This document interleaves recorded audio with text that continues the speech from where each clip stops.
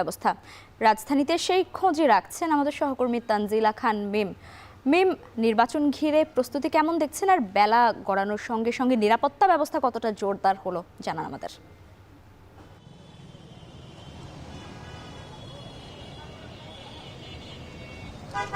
লাইবা, বেলা বাড়ার সঙ্গে সঙ্গে সড়কে যানবাহনের চাপ বাড়ছে।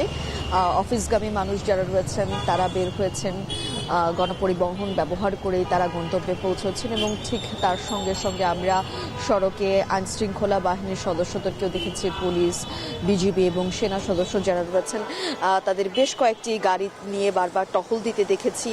এবং আমি এখন হাইকোর্টের সামনে, শিক্ষা ভবনের সামনে মূল যে সড়কটি রয়েছে সেই সড়কে রয়েছি। এখানে বেশ অনেক আইনশৃঙ্খলা বাহিনীর সদস্যদের উপস্থিতিও আমরা দেখতে পেয়েছি, যারা আসলে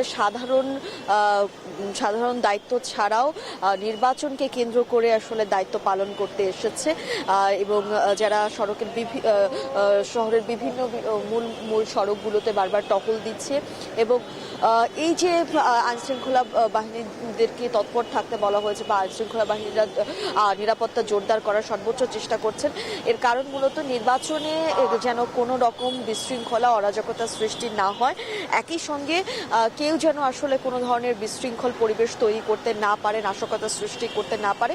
তাই কিন্তু সর্বোচ্চ সজাগ থাকার, সর্বোচ্চ দৃষ্টি দেওয়ার জন্যই তারা আসলে এই সড়কে এই দায়িত্বরত অবস্থায় পুরো সোচ্চার রয়েছেন।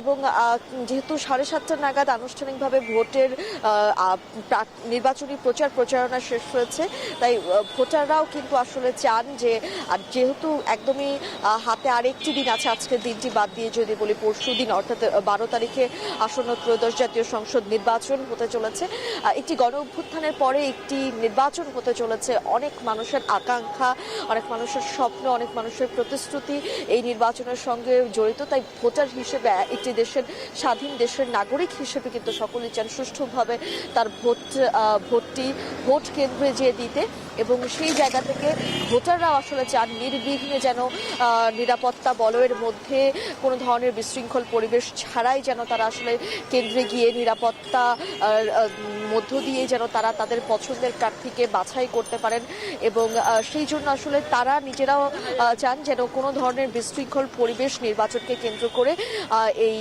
দেশে কিংবা ভোট কেন্দ্রগুলোতে না হয়। তাই ভোট কেন্দ্রগুলোতেও একই রকমভাবে আমরা দেখেছি নিরাপত্তা ব্যবস্থা জোরদার করা হয়েছে, যদিও আমরা গণমাধ্যমের উপস্থিতি সেখানে এখনো না থাকায় কিন্তু সেখানে আমরা প্রবেশ করতে পারিনি। তবে 10 তারিখ থেকেই কিন্তু, অর্থাৎ আজকে যে 10 তারিখ শুরু হয়েছে রাত 12টা থেকেই কিন্তু 13 তারিখ রাত 12টা পর্যন্ত সড়কে মোটরসাইকেল নিষিদ্ধ করা হয়েছে। আমরা দেখেছি নির্বাচন কমিশন বিধিনিষেধ যে জারি করেছে সেখানে এই নিষেধটি ছিল, কিন্তু একদমই অবাধে মোটরসাইকেল চলতে দেখেছি। তবে দূরপাল্লার বাস চলাচলে কিন্তু কোনো নিষেধাজ্ঞা নেই। তবে সেটি 12 তারিখে কিছুটা হয়তো সীমিত আকারে বাস থাকবে বলে বাস পরিবহন মালিকরা জানিয়েছে। এখন পর্যন্ত লাইবা, এই ছিল আমার কাছে সবশেষ খবর।